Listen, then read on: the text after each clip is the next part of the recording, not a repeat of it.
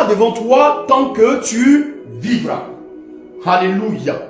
Nul ne tiendra devant toi tant que tu vivras. Alors pour cela, nous allons prendre la Bible dans Josué chapitre 1. Josué chapitre 1, à partir du verset 1 jusqu'au verset 9. Alléluia. Josué chapitre 1, verset 1 jusqu'au verset 9, que je lis par plus grâce. On va suivre la parole de Dieu. La Bible déclare, après la mort de Moïse, serviteur de l'Éternel, l'Éternel dit à Josué, fils de Nun, serviteur de Moïse. Moïse, mon serviteur, est mort. Maintenant, lève-toi, passe ce Jourdain, toi et tout ce peuple pour entrer dans le pays que je donne aux enfants d'Israël. Verset 3, tout lieu que foulera la plante de votre pied, je vous le donnerai comme je l'ai donné à Moïse. Vous aurez pour territoire depuis le désert et le Liban jusqu'au grand fleuve, le fleuve de l'Euphrate, tout le pays des Étiens et jusqu'à la grande mer vers le soleil couchant. Au verset 5, qui est notre thème d'aujourd'hui, alléluia. Alors il dit ceci, nul ne tiendra devant toi tant que tu vivras. Je serai avec toi comme j'ai été avec Moïse. Je ne te délaisserai point, je ne t'abandonnerai point. Quelqu'un dit Amen. Je reprends le verset 5 parce que c'est très pertinent, parce que ce sont des paroles que quand tu les écoutes, quand tu marches dans la rue, tu dégages une telle assurance, un calme, une telle sérénité, en telle enseigne que quand les gens te regardent dans la rue, ils pensent que tu es orgueilleux, mais en réalité, tu n'es pas orgueilleux. À la vérité, tu n'es pas orgueilleux. C'est quelqu'un qui a la révélation de qui il est dans la présence de Dieu. C'est quelqu'un qui a la révélation de qui est Dieu dans sa vie. Alors, quand tu as la révélation de qui est Dieu dans ta vie, tu peux pouvoir marcher sereinement, marcher calmement, peu importe les vents et les tempêtes, les problèmes qui viennent de gauche à droite. Tout le monde est sur toi, tout le monde dit tout et n'importe quoi sur toi, mais toi tu restes serein. Pourquoi? Parce que tu t'es rendu compte, parce que tu as réalisé que celui qui est en toi, qui est le Dieu vivant, qui a créé toutes choses par la puissance de sa parole, celui-là t'a donné une assurance en disant, nul ne tiendra devant toi tant que tu vivras. Ça veut dire qu'aussi longtemps que tu respires, aussi longtemps que tu es sur la terre, et que tu peux te déplacer, et que tu peux parler, et que tu peux respirer, nul ne tiendra devant toi, parole de l'Éternel, tant que tu vivras. Et je serai avec toi. Ça veut dire ça, c'est Dieu qui dit, je serai avec toi. Comme j'ai été avec Moïse, je ne te délaisserai point, et je ne t'abandonnerai point. Verset 6. Fortifie-toi et prends courage, car c'est toi qui mettras ce peuple en possession du pays que j'ai juré à leur père de leur donner.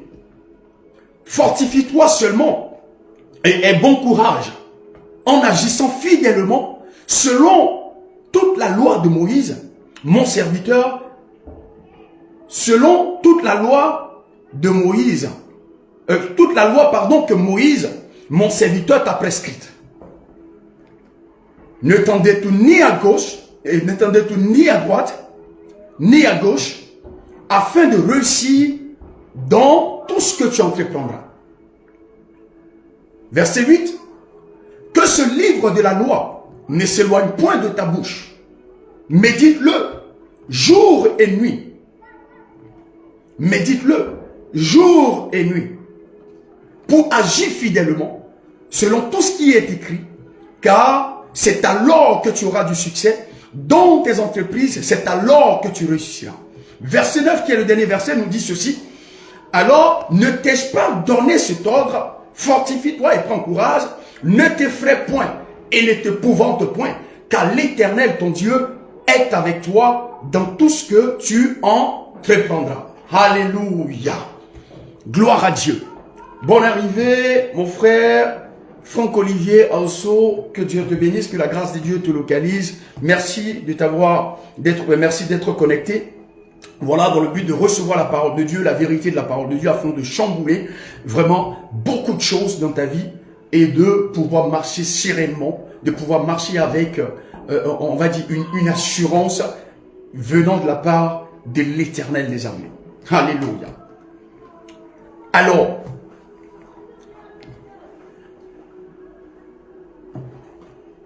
voilà un texte aujourd'hui que nous allons décortiquer. Un texte qui est rempli on va dire, des révélations assez puissantes. Et parfois, vous savez, les gens, ils lisent la Bible parfois. Quand on dit non, on va lire la Bible, il lit la Bible. Mais il y a ce qu'on appelle lire la Bible.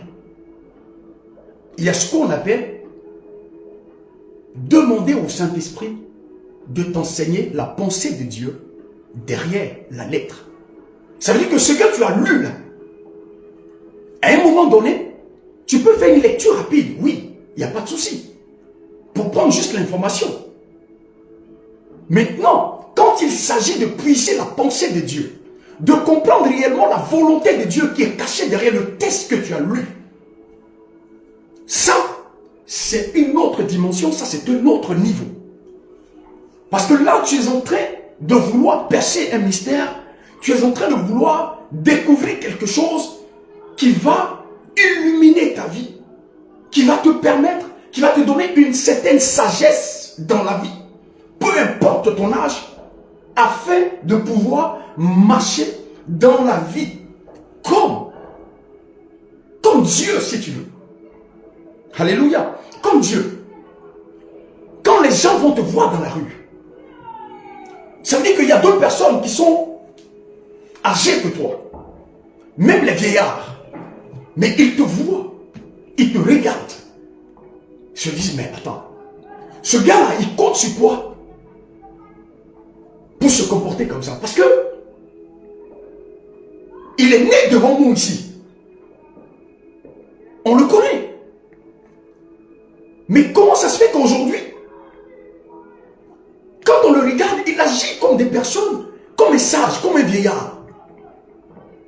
Et il est même peut-être plus sage que d'autres personnes qui ont pris en âge. Ça veut dire qu'il y a des moments où la parole de Dieu, quand elle entre en toi, il y a certains nombre de choses que tu ne peux plus te permettre de faire. Il y a certains endroits où tu ne peux plus te retrouver. Alors là, ta vie commence à se mettre en ordre.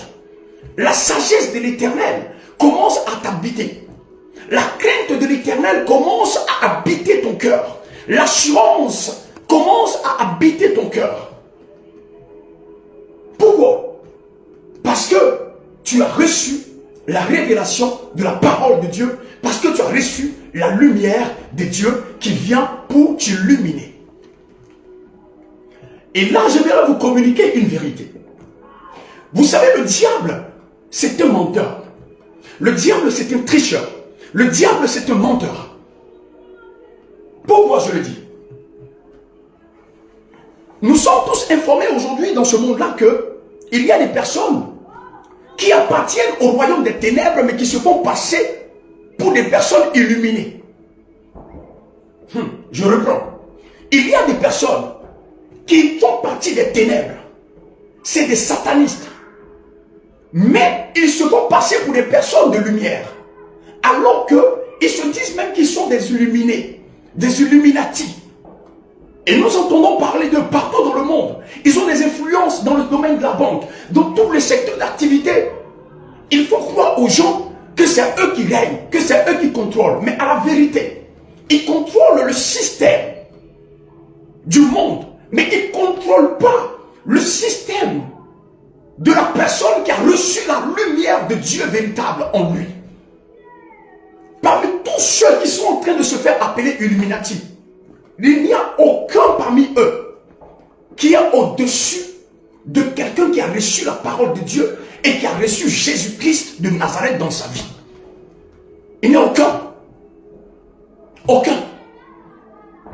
C'est pour ça que ce soir, j'aimerais vous rassurer que si on parle de personnes illuminées, à la vérité, c'est toute personne qui a reçu la parole de Dieu. C'est toute personne qui a reçu la lumière de Dieu. C'est lui la personne illuminée. Tous ceux qui appartiennent au royaume de Satan sont des enfants des ténèbres. Je reprends.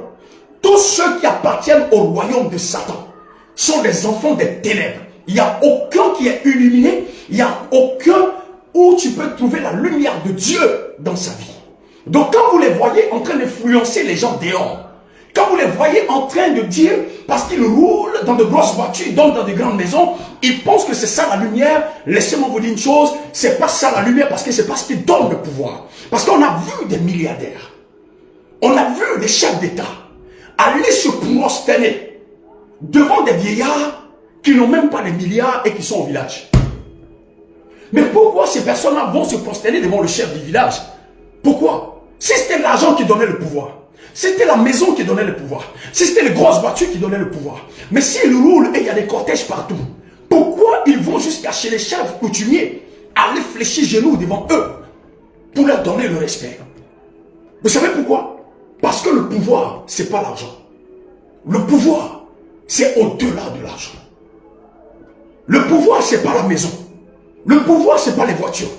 Le pouvoir, ce n'est pas les avoirs. Ce n'est pas ça le pouvoir. Le pouvoir, c'est au-delà de ça. Donc quand vous voyez quelqu'un qui ne veut pas quitter le pouvoir, ce n'est pas, vous vous posez la question, mais il a les milliards du monde. Il a tout ce qu'il veut. Il peut bouffer ça jusqu'à ce que il meure. Oui, mais pourquoi il est toujours là et il ne veut pas laisser? Pourquoi? Quand vous trouvez nos chefs d'État africains, ils sont là au pouvoir. Ils sont au pouvoir. Ils refusent de quitter. Ils sont là. Et j'entends 40 ans, plus de 40 ans, mais ils refusent de quitter le pouvoir. Alors qu'il a tout l'argent du monde. Mais qu'est-ce qui le recherche? C'est tout simplement parce que le pouvoir, c'est pas l'argent. Le pouvoir, c'est pas les voitures en premier. Le pouvoir, ça va au-delà. Le pouvoir est spirituel. Donc tous ceux que vous trouvez dans le royaume de Satan, dans les loges sataniques, toutes ces personnes-là, c'est des enfants des ténèbres. Il n'y a aucun enfant de lumière là-bas. Aucun. Aucun enfant de lumière. Alors ce soir, de là où tu es, de là où tu te trouves, j'aimerais que tu prennes ta chaise et que tu t'asseyes bien. Et que tu fasses un choix ce soir. Parce que ce que tu vas écouter, tu as un choix, tu auras un choix à faire. Soit tu deviens un enfant des ténèbres, soit tu te fais dominer par un enfant des ténèbres, ou soit tu es un enfant de la lumière parce que tu as reçu Jésus-Christ, parce que tu as reçu sa parole dans ta vie. Alors la Bible nous dit ceci, que après la mort de Moïse, qui est serviteur de l'Éternel, l'Éternel va parler à Josué, qui était serviteur de Moïse, qui servait l'Éternel, Dieu Tout-Puissant, auprès de Moïse. Et voilà qu'un jour, Dieu va approcher Josué, il va lui dire, écoute-moi bien. Il va lui donner l'information en lui disant, Moïse, mon serviteur, est mort aujourd'hui. Maintenant, je viens vers toi pour te dire quelque chose. Je t'ai choisi toi. Lève-toi. Maintenant, passe-moi ce Jourdain-là avec tout ce peuple qui est en face de toi. Ça veut dire que le peuple que Moïse était en train de conduire, c'est toi qui vas les faire traverser le Jourdain et qui va les faire entrer sur le territoire que j'ai juré à leur père de leur donner. Alléluia. Et Dieu prend le soin de préciser tout ça. Mais vous savez, il y a une chose qui m'a marqué, c'est que Dieu prend le soin de rassurer Josué en lui donnant une parole très forte. Alléluia. Mais je me suis posé la question, pourquoi est-ce que l'Éternel prend le soin de préciser cela, de donner l'assurance à Josué? J'ai compris tout de suite, vous savez que quand Dieu avait appelé Moïse au départ, dans le désert, le premier jour, il lui a dit, non, c'est toi qui vas aller en Égypte, tu vas retourner en Égypte pour faire sortir le peuple que je me suis choisi, qui est en Égypte, dans l'esclavage. Moïse lui a dit, je ne sais pas parler. Moïse lui a dit, non seulement moi, je ne sais pas parler. Deux, si je vais parler à ce peuple-là, ils ne me croiront pas. Alors s'ils ne me croient pas, je fais comment? Alors si eux, le peuple, que toi tu dis que c'est ton peuple, si eux, ils ne m'ont pas cru, c'est pas Pharaon qui va me croire.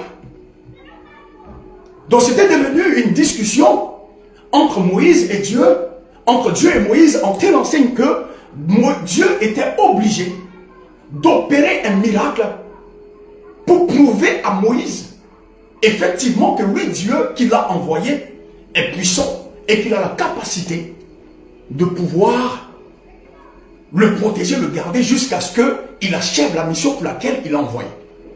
Alors ça a pris du temps avant que Moïse n'accepte de retourner en Égypte. Mais voilà que maintenant le temps de Moïse est passé. Après la mort de Moïse, Dieu va vouloir maintenant envoyer Josué qui était serviteur de Moïse, serviteur de l'Éternel auprès de Moïse. Mais il ne va pas attendre cette fois-ci que Moïse puisse lui dire, non, tu sais, je ne sais pas faire ci, non, j'ai encore des imperfections, non, ma vie n'est pas droite, non, ma vie est comme ceci, elle est comme cela, non, ceci. Il ne va pas attendre que Moïse et Josué viennent lui donner des excuses.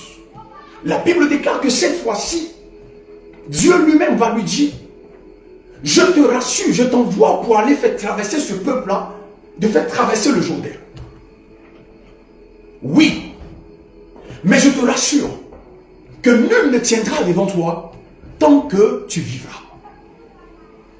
C'est-à-dire, aussi longtemps que tu restes vivant sur cette terre, nul ne tiendra devant toi.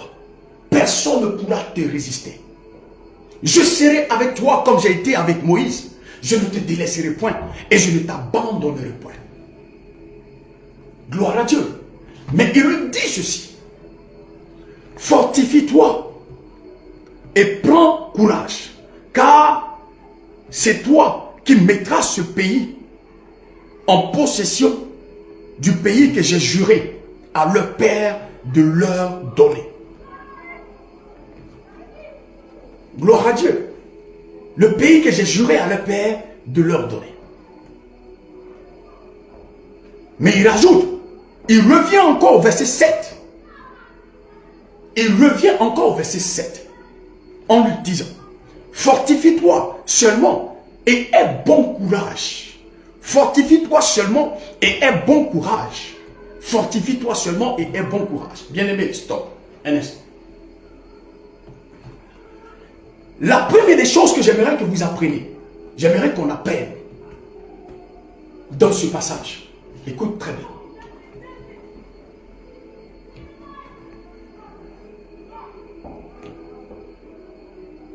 Quand Dieu t'envoie quelque part,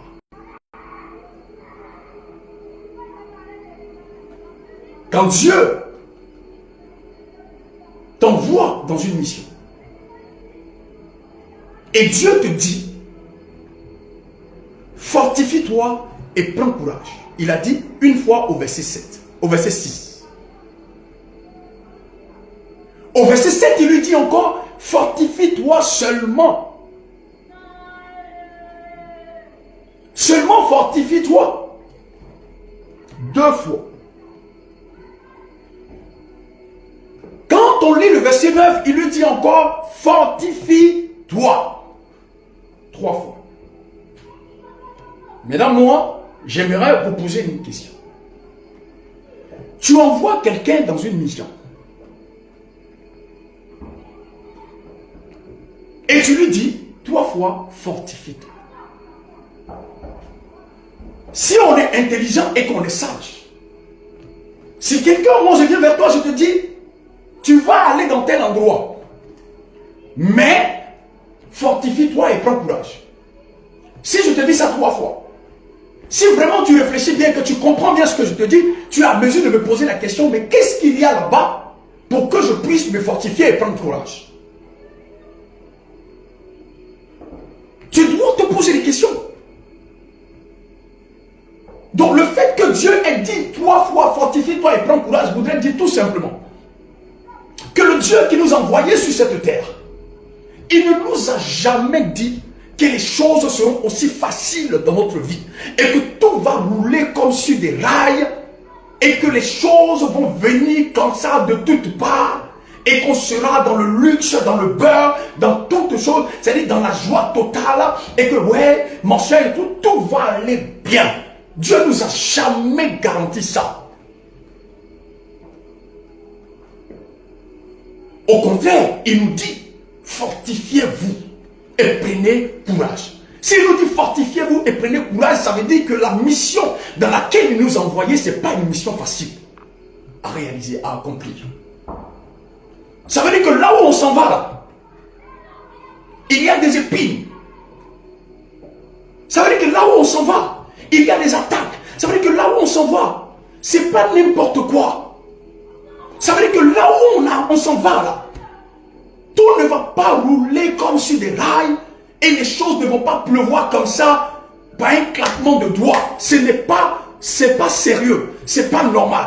Si Dieu te dit, fortifie-toi et prends courage, ça veut dire que là où tu vas, il y aura un combat, il y aura des contradictions, il y aura des contrariétés, il y aura des oppositions, mais il te garantit, il y a une chose, ce qui me rassure avec Dieu, c'est que si c'est lui qui t'envoie quelque part, alléluia, si c'est lui qui t'envoie quelque part, ce qu'il nous a promis, comme il a dit ce soir, il a dit, aussi longtemps que nous allons vivre, nous allons rester, vivre dans ce plan. Personne ne tiendra devant nous, car il ne nous délaissera jamais et il sera toujours avec nous et ne nous abandonnera jamais. Ça, c'est la promesse que Dieu nous a faite.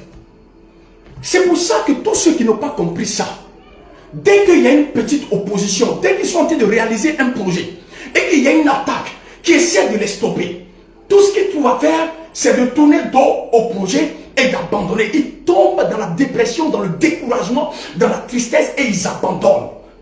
Mais qui t'a dit, parce que la première fois ça n'a pas marché, qui t'a dit que ça ne marchera pas? Qui t'a dit que ça ne marchera pas? C'est Dieu qui t'a donné sa parole. C'est lui qui t'a dit, je ne t'abandonnerai point. Il a dit, nul ne tiendra devant toi. Mais il n'a pas dit que nul ne s'opposera pas à toi. Est-ce que vous comprenez? Il a dit, nul ne se tiendra devant toi, mais il n'a pas dit que nul ne s'opposera à toi. C'est parce qu'il t'a dit. Il a dit, ils vont venir, mais ils ne tiendront pas. Si Dieu dit, ils ne tiendront pas, ça veut dire qu'ils viendront. Alléluia. S'il dit, ils ne tiendront pas, ça veut dire qu'ils seront là. Mais pour tenir contre toi jusqu'à te vaincre, ce n'est pas possible. Parce que l'Éternel Dieu sera là pour te garder, pour te protéger. C'est pour ça que je ne comprends pas. Quand les gens sont chrétiens, gloire à Dieu. Quand les gens ont accepté Dieu, ils pensent que parce qu'ils ont accepté Dieu, donc le tout est joué. C'est pas vrai. Parce que tu as accepté Dieu, c'est le commencement de la bataille. C'est le commencement du combat. Parce qu'à partir du moment où tu vas accepter la lumière véritable de Dieu dans ta vie, Satan, c'est que tu es livré, c'est là où il envoie les gens contre toi. C'est pour ça que vous remarquerez que toutes ces personnes qui se sont fait baptiser, dès l'instant où ils ont accepté le Seigneur Jésus de façon solennelle, officiellement, devant Satan et devant Dieu, les quelques jours qui vont suivre, vous allez voir une représaille. Vous allez voir des démons les attaquer, vous allez voir des tentations venir pour tester, pour voir exactement est-ce que le mec il est sérieux ou pas. Satan enverra toujours des gens contre vous quand vous avez reçu la lumière de Dieu. Mais comment vous faites pour résister? Ce qui vous permet de résister, c'est parce que vous avez reçu une parole de Dieu qui vous dit, même s'ils viennent, mais ils ne tiendront pas. La vérité, c'est pas qu'ils ne viendront pas. Ils seront toujours là. C'est pour ça que vous n'avez pas compris ces choses-là. Quand les gens parlent mal de vous, ça vous fait mal. Ça vous fait mal pourquoi? Quand les gens se moquent de vous, ça vous fait mal. Ça vous fait mal pourquoi? Quand les gens vous insultent, ça vous fait mal. Mais ça vous fait mal pourquoi? Moi, je suis guéri de ça il y a longtemps. Moi, je vous dis en toute sincérité, moi, je suis guéri de ça il y a longtemps. Il y a des gens qui pensent que quand ils vont parler, mais moi, je suis guéri de ça il y a longtemps. Longtemps. Parce que les gens, ils auront toujours quelque chose à dire.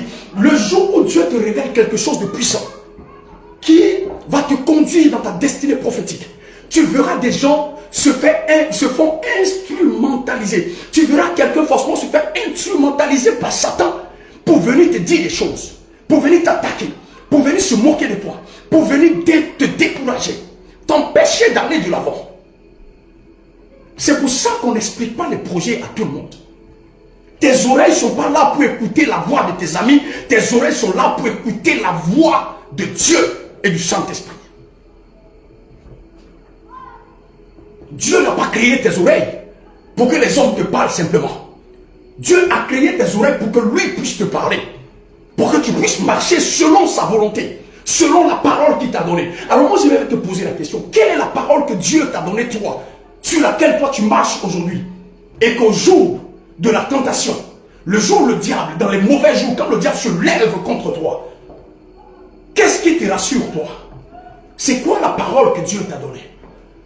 Au cas où tu ignorais ça, ce soir, j'aimerais te dire, Dieu dit que personne ne tiendra devant toi. Même s'ils viennent, ils ne tiendront pas devant toi. C'est pour ça, 1000 tombent à ma gauche, 10 000 à ma droite. Je ne serai jamais atteint. C'était le somme que David avait donné parce qu'il avait une révélation de qui le surveillait, de qui veillait sur sa vie.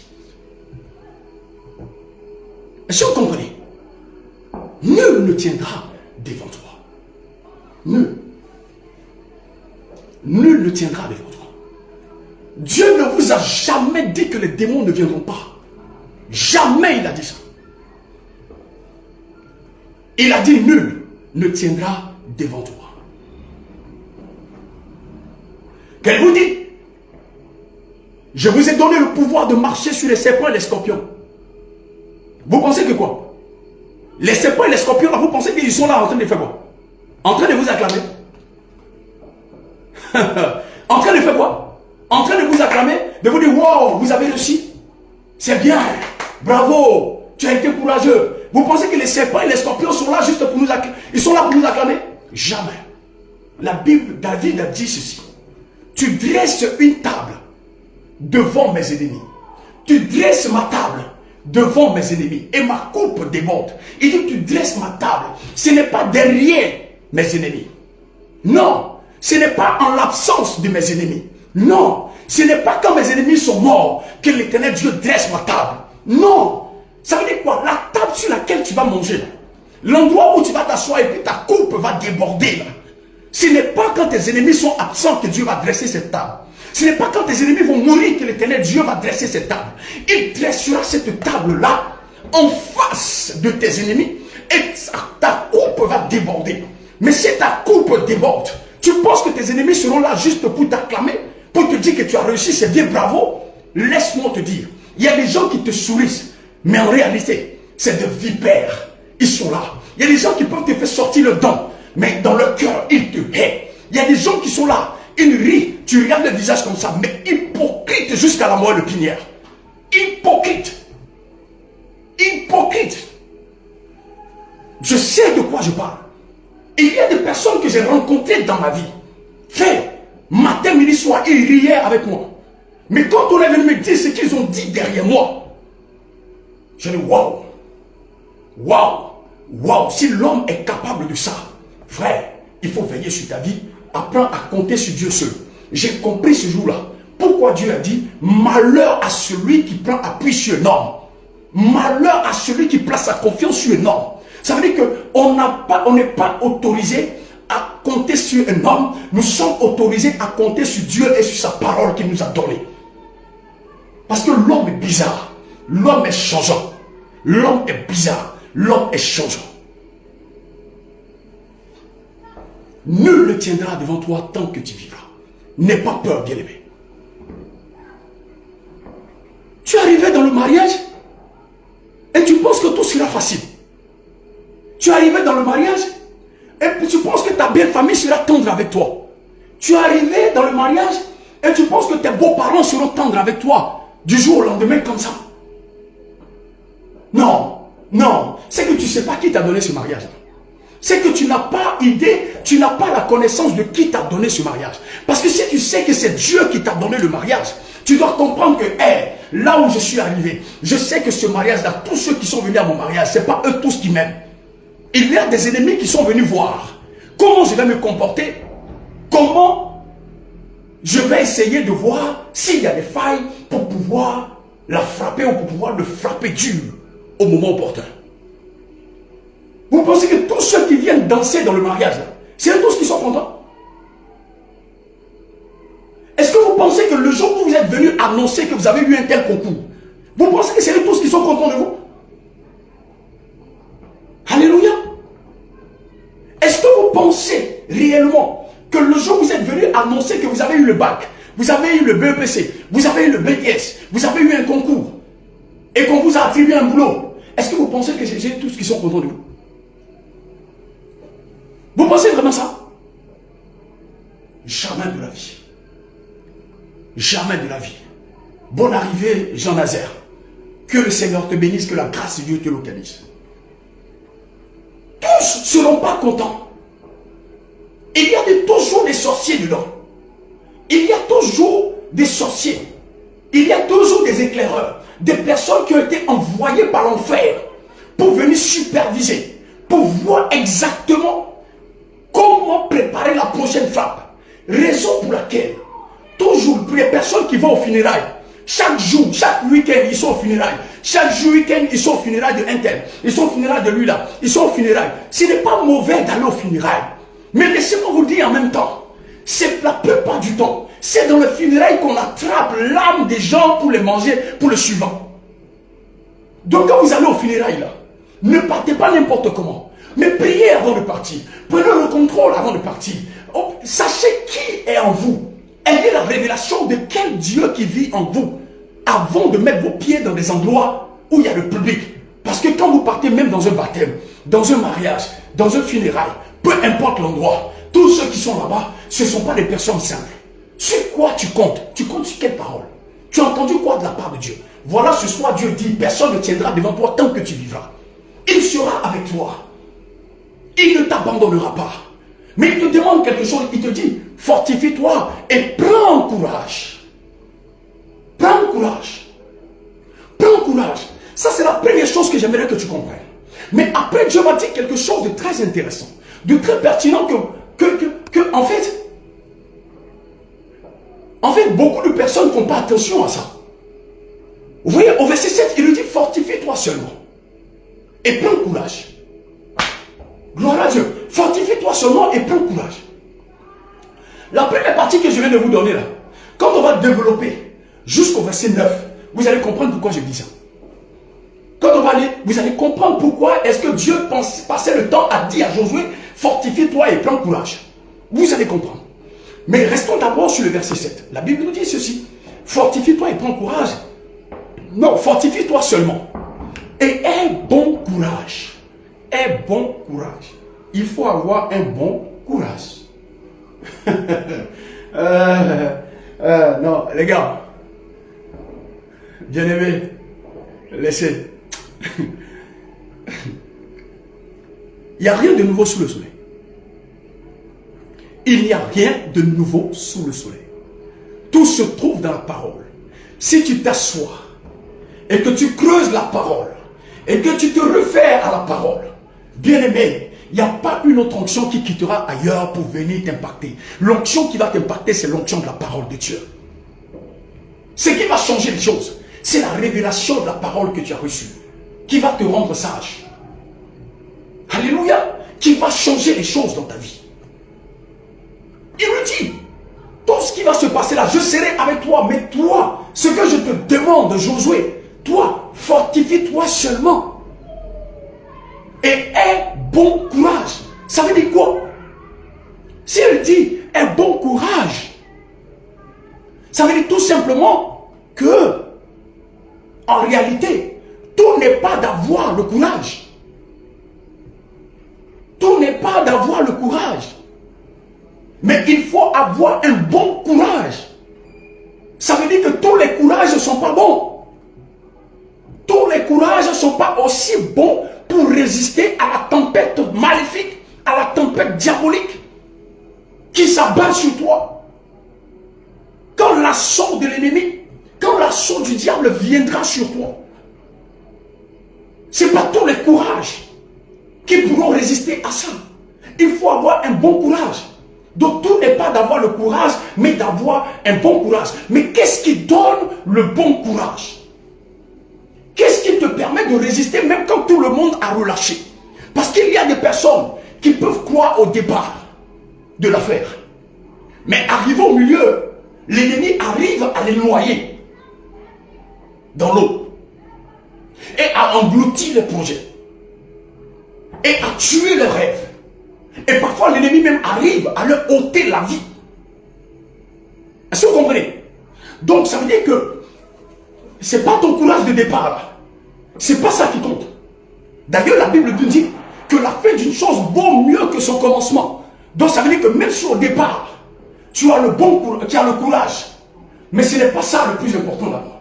Le plus important c'est d'avoir un bon courage. Mais qu'est-ce qui te donne le bon courage? C'est clé. Est-ce que vous comprenez? Qu'est-ce qui te donne le bon courage? Qu'est-ce qui te donne le bon courage? Alléluia. Qu'est-ce qui te donne le bon courage? Parce que le bon courage en réalité, c'est le courage qui te permet d'aller, d'espérer. Espérer contre toute espérance. Espérer quand tout le monde a abandonné. Fais comme Abraham. Oh, est-ce que quelqu'un peut dire, oh Seigneur, donne-moi le bon courage. Permets-moi d'avoir le bon courage qui m'emmène jusqu'au bout. Le bon courage qui me permet de bien commencer et qui me permet de résister à la tempête jusqu'à ce que j'arrive à destination. Est-ce que vous savez, je vous dis une chose, il y a des personnes, il y a l'esprit de non-accomplissement dans leur vie. Ils commencent quelque chose, ils ne terminent jamais. Est-ce que vous comprenez? Il y a des personnes sur cette terre, dans cette vie, il y a des personnes, quand elles commencent quelque chose, elles n'arrivent jamais à terminer la chose qu'elles ont commencé. Vous savez pourquoi? Parce que l'ennemi les a laissés commencer, l'ennemi a vu que ça a bien commencé. Alors, ce qui intéressait l'ennemi, c'était la fin. Parce que tout n'est pas de bien commencer, mais de bien finir. Donc le problème, c'est que l'ennemi vient faire irruption dans ta vie et il tue le projet que tu as commencé. Donc alors que tu as investi des millions et des milliards dans une affaire, mais ça ne progresse pas parce qu'en milieu de chemin, un ennemi est rentré et il a tué, il a englouti ce projet-là. Et il y a des personnes qui souffrent comme ça. Est-ce que vous comprenez? Il y a des personnes qui souffrent comme ça. L'ennemi vient tuer ton projet par le découragement. Il vient tuer ton projet par la tristesse. Il vient tuer ton projet par la peur. Tout simplement parce qu'il y a eu une opposition, tu abandonnes. Et tu dis, non, ça ne marchera pas. Certainement, ce n'est pas là-bas que Dieu m'a appelé, je vais chercher ailleurs. Esprit de non-accomplissement de projet. Et il y a des esprits qui sponsorisent ces choses-là dans ta vie. Mais ce soir, je proclame dans le nom puissant de Jésus que tout ce que tu as commencé, tu l'achèveras au nom de Jésus. Parce que la Bible dit, le Seigneur est le commencement et la fin. Celui qui commence et qui achève toujours les projets. C'est le Dieu tout-puissant que nous sommes en train de prêcher ce soir. Gloire à Dieu. Dieu passe le temps à dire à Josué, je serai avec toi, je ne t'abandonnerai point. Je ne te délaisserai point. Mais seulement, moi je te dis, fortifie-toi et il faut avoir un bon courage. Le bon courage te permet de résister à la tempête. Le bon courage te permet de résister aux sorciers. Le bon courage te permet de bien commencer et de bien finir. Il y a des gens qui ont commencé des ministères. Bien-aimés. Quand ça avait commencé, le feu partout. L'engouement. Le ministère était attrayant. Ça attirait la foule. Ça attirait tout le monde. Tout le monde disait c'est un grand homme de Dieu. Un grand homme de Dieu. Un grand. Son nom est partout. Mais il y a des personnes qui ont commencé le ministère dans cette tendance-là. Au jour d'aujourd'hui, 2025, elles sont où? 2025, elles sont où? 2025, elles sont où? Parce que le diable parfois est venu salir les témoignages. Le diable parfois est venu détruire les témoignages par le sexe. Le diable parfois est venu détruire les témoignages par la corruption. Le diable parfois est venu détruire cette œuvre-là qui avait pris une proportion incroyable, une dimension supérieure. Oui, cette œuvre-là qui était partie pour sauver, pour gagner des âmes, pour bâtir des hommes. Cette œuvre-là est devenue du n'importe quoi et elle a disparu de la surface de la terre parce que l'ennemi est venu détruire ces choses-là par le péché qui est entré dans ce ministère-là. Et ces hommes n'ont pas résisté à cette tempête et le ministère a disparu. Aujourd'hui, ces hommes de Dieu, on n'en parle plus. Aujourd'hui, ces hommes de Dieu, on n'en parle plus. Que Dieu nous fasse la grâce de rester toujours dans la vérité de la parole de Dieu et de pouvoir terminer son œuvre, de pouvoir achever pour que le jour où nous sommes en face de notre Dieu, que nous puissions, il puisse dire, bon et fidèle serviteur, entre dans mon repos. Faisons attention, bien-aimés. Ayons un bon courage. Et comme je l'ai dit, qu'est-ce qui donne le bon courage? Qu'est-ce qui donne le bon courage? Ce qui donne le bon courage, Dieu va prendre le soin de préparer, de présenter, d'avertir Josué. Et il lui dit, c'est vrai, que je t'ai dit que nul ne tiendra devant toi tant que tu vivras. Il n'y a pas de souci. Je t'ai dit de te fortifier, de prendre courage, d'avoir un bon courage. Il n'y a pas de souci. Gloire à Dieu, il n'y a pas de souci. Mais au verset 8, tu lui dis, le secret, ce qui me permettra d'être avec toi et de ne pas t'abandonner. Ce qui fera en sorte que tu auras la victoire toujours sur tes ennemis quand ils se lèveront contre toi. Voilà le secret dans le verset 8. Il dit que le livre de la loi ne s'éloigne point de ta bouche. Médite-le jour et nuit. Que ce livre de la loi, que la parole de Dieu ne s'éloigne point de ta bouche. Médite-le jour et nuit. Médite-le jour et nuit. Médite-le jour et nuit. Pour agir fidèlement selon ce qui est écrit. Car c'est alors. Vous voyez comment Dieu donne le secret? Vous voyez maintenant comment Dieu donne le secret à Josué. Il dit c'est alors. Il dit c'est quand tu vas garder la parole de Dieu. Vous ne comprenez pas pourquoi j'aime la parole. Je n'ai pas dit que la prophétie n'est pas bien. Je n'ai pas dit que les autres, non, c'est pas bon. Non, c'est pas ce que j'ai dit. Mais vous ne pouvez rien faire sans la parole. À la vérité, vous ne pouvez rien sans la parole. C'est pour ça que j'aime la parole.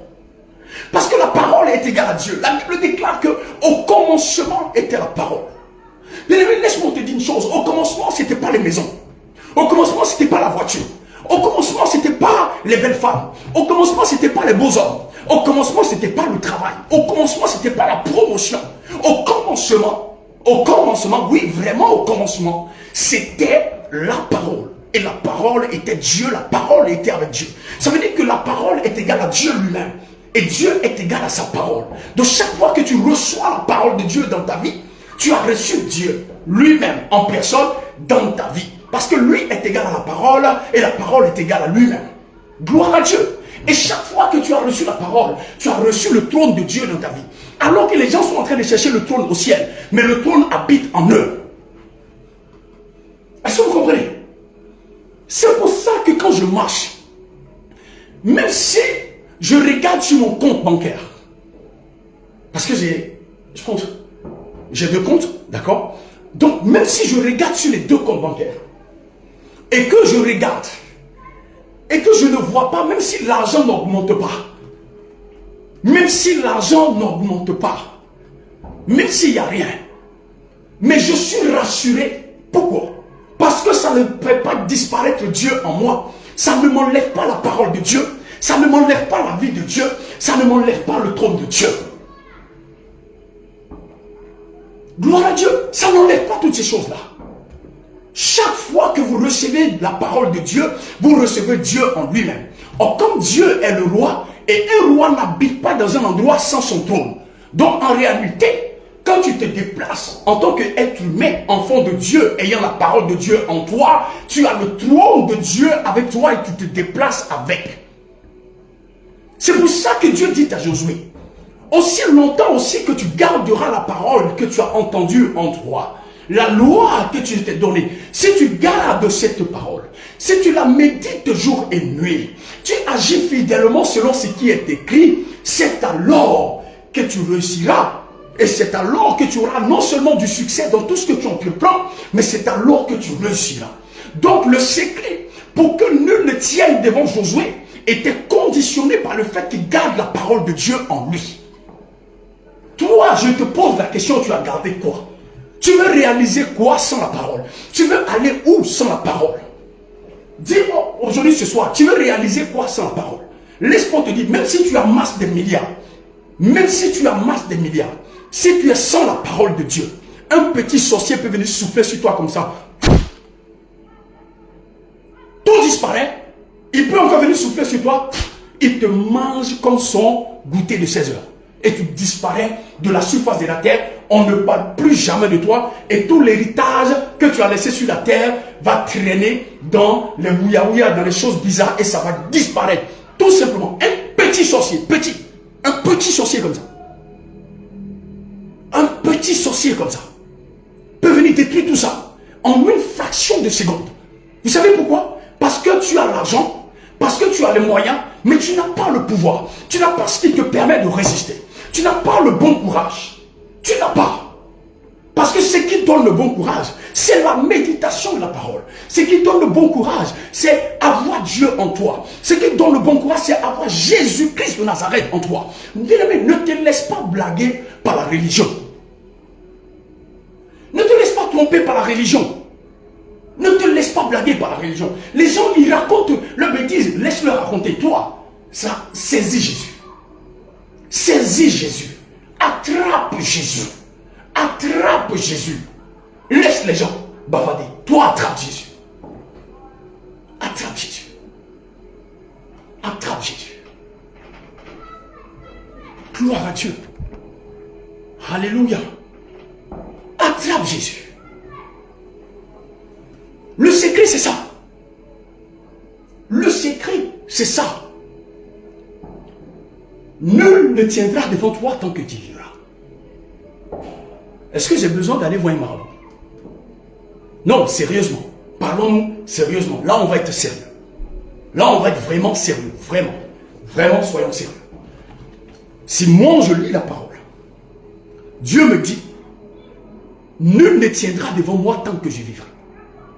Est-ce que j'ai vraiment besoin des marabouts? Est-ce que j'ai vraiment besoin des marabouts? Est-ce que j'ai vraiment besoin? C'est pour ça que parfois ça me fait mal. Quand je vois des gens, ils travaillent, ils se lèvent comme ça, ils prennent leur argent, ils vont voir un marabout, ils donnent leur argent à un marabout. Mais, bizarrement, ces mêmes personnes-là critiquent les offrandes dans l'église. Il y a quelque chose qui ne va pas. C'est que tu es capable de donner à Satan, mais quand tu as sévé dans l'église pour Dieu, ça te fait mal. Ça te fait mal pourquoi? Tu es capable d'aller donner des montants exorbitants à Satan pour lui faire allégeance. Mais quand tu as payé la dîme seulement chez un pasteur, tu dis, oh les pasteurs c'est des escrocs, ils prennent la dîme des fidèles. Ils ont pris ta dîme quand? Tu as donné combien même? C'est combien toi tu as donné qui peut changer la vie de quelqu'un dans cette église-là, qui peut changer la vie du pasteur? Tu as donné combien? Tu as donné combien? Combien? Qu'est-ce qui te fait mal? Cette pensée-là, elle est diabolique. Ne l'écoute pas. Ne l'écoute pas. Ne l'écoute pas. Amen. Ne l'écoute pas. Elle est diabolique cette pensée. Tu prends ton argent. La Bible te dit ici que tu as une protection illimitée. 24 sur 24, même pendant que tu dors. Les anges campent autour de toi. Tu ne payes pas. Tu respires. Tu ronfles dans ton sommeil. Tu ne payes pas. Le matin, tu te lèves, tu es en bonne santé. Dis merci à Dieu simplement te dépasse. Rendre gloire à Dieu simplement te dépasse. Rendre gloire à Dieu simplement te dépasse. Ça te dépasse. Et qu'est-ce qui t'arrive? Ressaisis-toi s'il te plaît. Ressaisis-toi. Ton créateur t'attend. Il a des bons projets pour toi. Il a des bonnes promesses pour toi. Et te dit nul ne tiendra devant toi tant que tu vivras. Je ne t'abandonnerai point. Je serai toujours avec toi. Mais à condition que tu te fortifies, que tu médites la parole et que tu gardes ma parole et que tu réfléchisses, que tu penses parole, partout où tu poses la plante de tes pieds, que tu saches que je suis en toi, que ma parole se trouve en toi. Que ma parole se trouve en toi. Que ma parole se trouve en toi. Que ma parole se trouve en toi. Réfléchis à ça. Si tu as oublié, il y a un problème.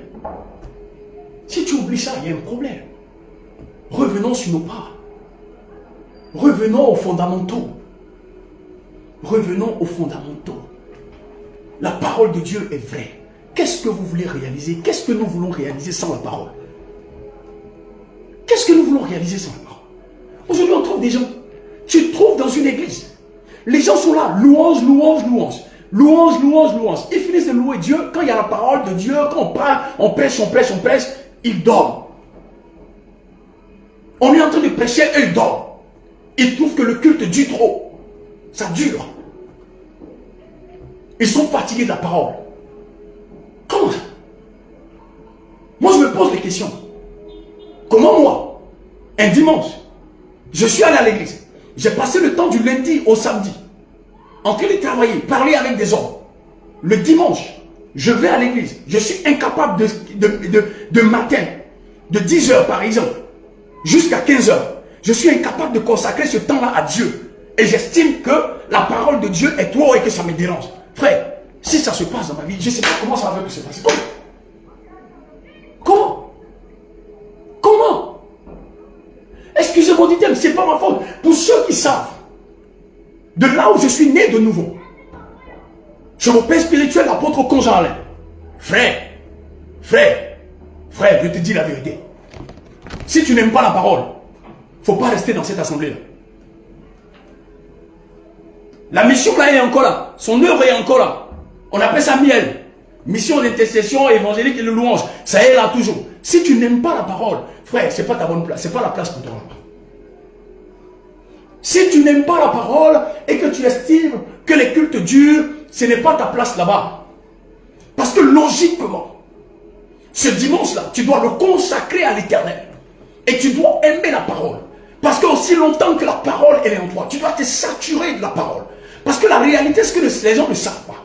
C'est que tant que tu mets la parole, si tu te rassasies de la parole, tout ce qui est ténèbres commence à sortir de ta vie.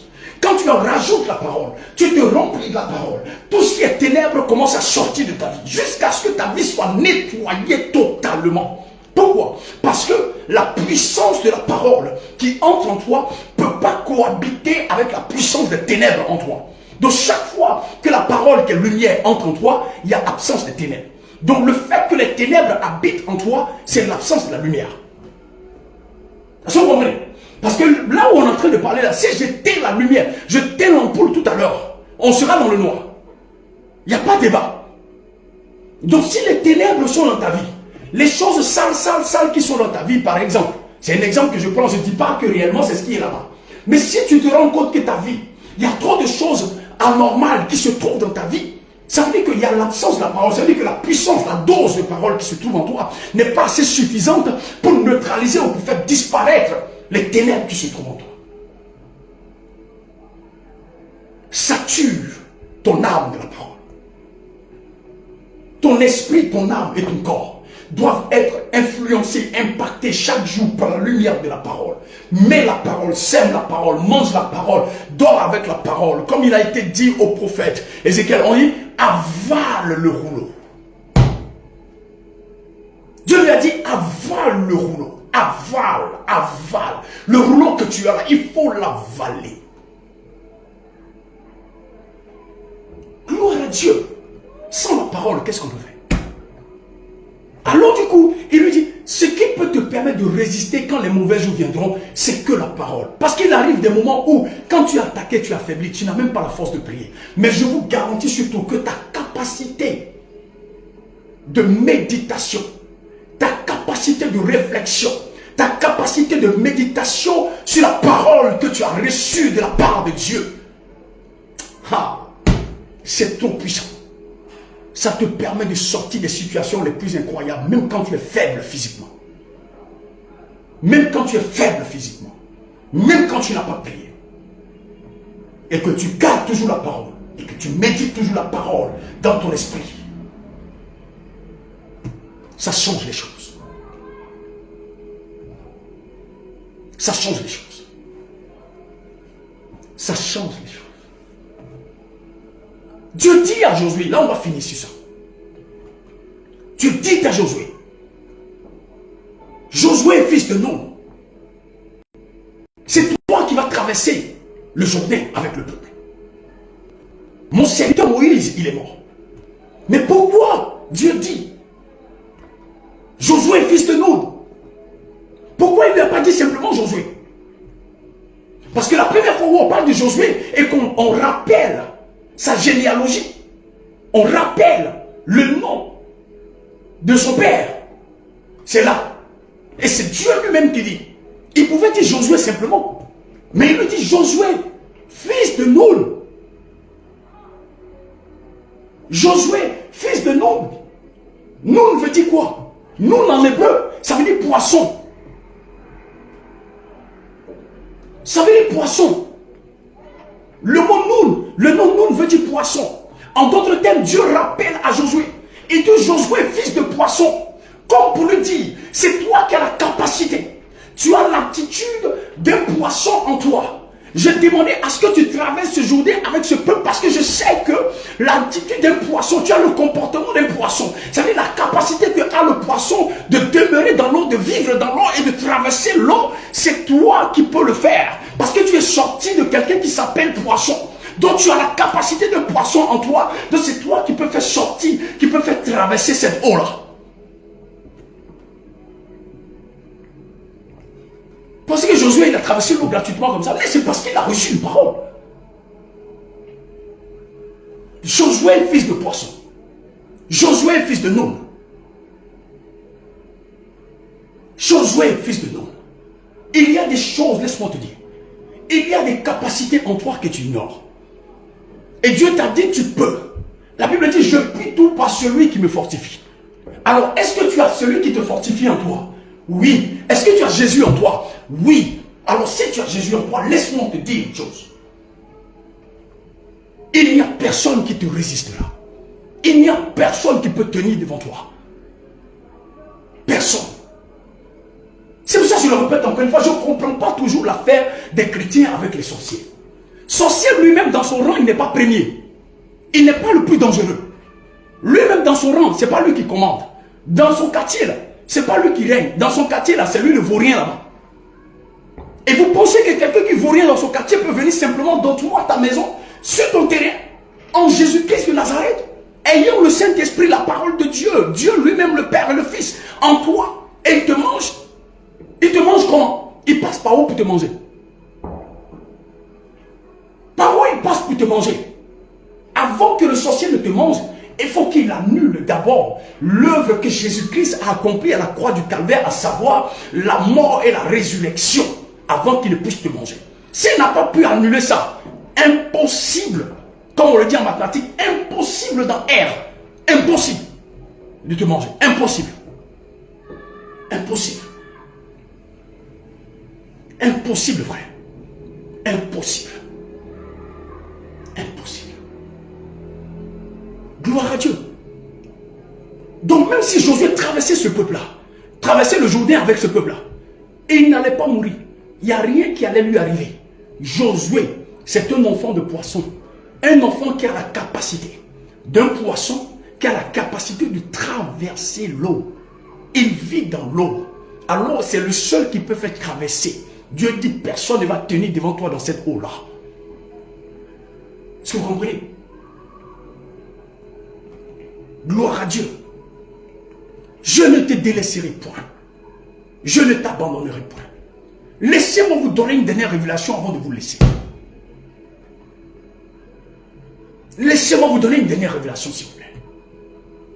Parce qu'il est déjà l'heure. Quand Dieu a juré par lui-même de te donner quelque chose, ce n'est pas toi qui te bats pour avoir. Ce n'est pas toi qui te bats pour obtenir la chose. Je réponds. Si Dieu a juré lui-même de te donner quelque chose. Ce n'est pas toi qui te bats pour avoir.